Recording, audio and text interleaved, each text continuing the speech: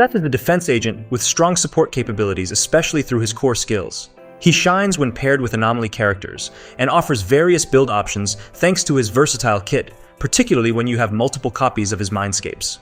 In this video, we'll break down the best Seth build, detailing top W engine choices and drive discs, while factoring in your team comps and available mindscape copies.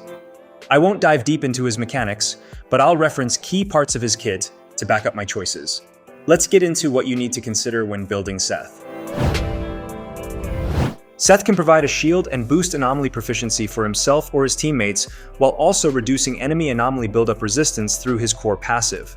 The shield scales with his attack stat, and it's the closest thing you can have for healing at the moment. Meanwhile, the anomaly proficiency buff scales only with his core passive level. Seth also enhances other anomaly characters by shredding the enemy's anomaly buildup resistance with his additional ability. It's worth noting that this only activates if your team has at least one electric attribute or belongs to the same faction, such as Jane Doe, Qingyi, or Zhu Yuan. Unlocking his second Mindscape makes him decent at building Shock Anomaly, and with Mindscapes 4 and 6, he can even serve as a sub-DPS and add some stuns to your team.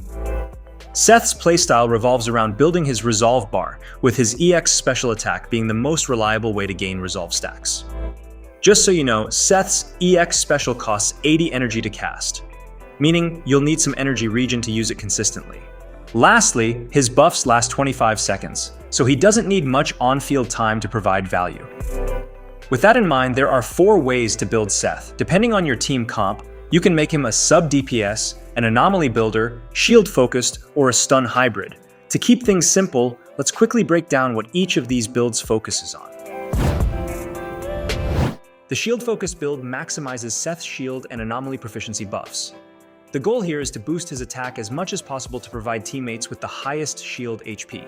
This build fits any team comp, even if he's only at M0. On the other hand, the anomaly build aims to enhance Seth's anomaly resistance shred, allowing him to function as a pseudo-anomaly character. This works best in a disorder team with just one anomaly character, like Jane, Rena, and Seth. It's even more effective if you have his second Mindscape unlocked for the bonus 35% electric anomaly buildup from his enhanced basic attack. But remember, this synergy only works if your team shares the same faction or element as Seth. The stun hybrid build focuses on the impact stat to make Seth a pseudo-stunner for the team. This pairs well with a physical anomaly team featuring Jane or Piper, since Assault also inflicts flinch, boosting days taken by enemies by 10%. It also leverages Seth's Mindscape 4, which adds an extra 25% days through defensive assist via perfect assist.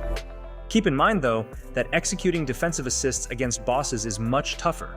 Plus, a dedicated stun character like Qingyi can outperform Seth with her stun damage multiplier and daze enemies much faster. Lastly, the sub-DPS build utilizes Seth's Mindscape 6 to maximize damage while still providing all his core skill buffs. However, this build isn't really worth it unless you have Seth at M6, which grants a big damage boost and guarantees a critical hit on his enhanced basic attack. Now that you have a snapshot of each build, let's dive into Seth's weapon options.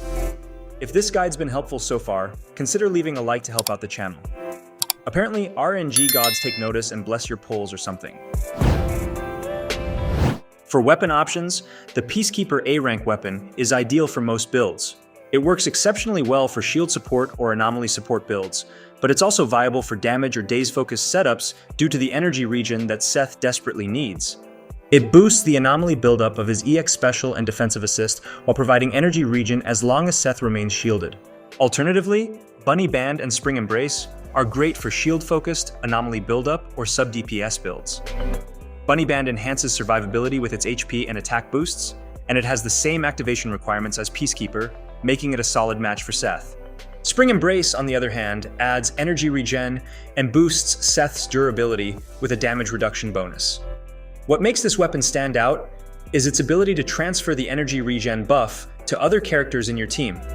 The downside is that you have to get hit to activate its effect, which isn't always ideal against strong bosses. Original Transmorpher is a decent choice if you're going for the stun hybrid build. At R5, its effect is almost on par with the impact stat of a stun weapon. However, you'll need to take damage to activate its impact bonus. Big Cylinder is another option if you want to maximize Seth's damage. However, since this build doesn't prioritize Seth's defense, it won't be as effective as it is on Ben. It also shares the same activation requirement as Transmorpher and Spring Embrace. For Drive Dis, a 4-piece Swing Jazz paired with a 2-piece Hormone Punk works best for a shield-focused Seth build. Swing Jazz boosts the team's DPS during the stun window and provides extra energy regen, allowing Seth to use his EX skill more frequently. The more you cast his EX special, the more frequent Seth can provide shields and anomaly proficiency buffs. I'd personally recommend the 2-piece Hormone Punk for a bit more shield strength. Alternatively, you can swap it for a 2-piece Thunder Metal or Shockstar Disco. Shockstar for a stun hybrid build and Thunder Metal for a sub DPS build. This set combination works well if you're running Seth in a Disorder team with 2 anomaly characters. Another option is the 4-piece Freedom Blues paired with the 2-piece Swing Jazz. This combination is ideal for a Disorder team with just 1 anomaly character, like a Jane Doe, Rena, and Seth lineup. But keep in mind that you should still have a 4-piece Swing Jazz on either Seth or Rena to maximize team bonuses. In my opinion, Seth is the better candidate for Freedom Blues since his kit already includes some built-in anomaly buildup. The 2-piece Swing Jazz is a must for this build because Seth's EX special costs 80 energy, which is on the higher end. For main stats, choose attack percent in the 4th slot if you want a stronger shield buff for your party. It's a reliable pick and works for any team comp. Opt for anomaly proficiency if you're using Seth as a pseudo-anomaly character to enhance shock damage. And if you have Seth at M6 and want him as a sub DPS, go with crit damage. For the 5th slot, electric damage percent is great if you're building him as a sub DPS. Otherwise, stick with attack percent. For the 6th slot, your options are attack percent, anomaly mastery, energy regen, or impact. I'd go with energy regen to make casting Seth's EX special easier. But attack percent also works as a temporary option to boost Seth's shielding.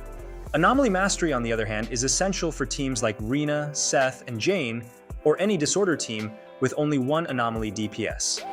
The downside is that Seth's EX special requires a high energy requirement, so you might need the Butler Bangbu to mitigate this. Lastly, choose Impact in the 6th slot if you're building Seth as a pseudo-stunner. For substats, prioritize crit damage, attack percent, and flat attack for a shield-focused, stun hybrid, or sub-DPS build. Crit damage scales well without diminishing returns, and I'd put more emphasis on crit damage, even for shield or stun hybrid builds, since you'll likely get Seth to M6 eventually.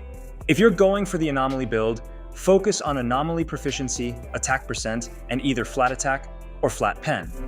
Prioritize anomaly proficiency and attack percent for the biggest boost in shock damage.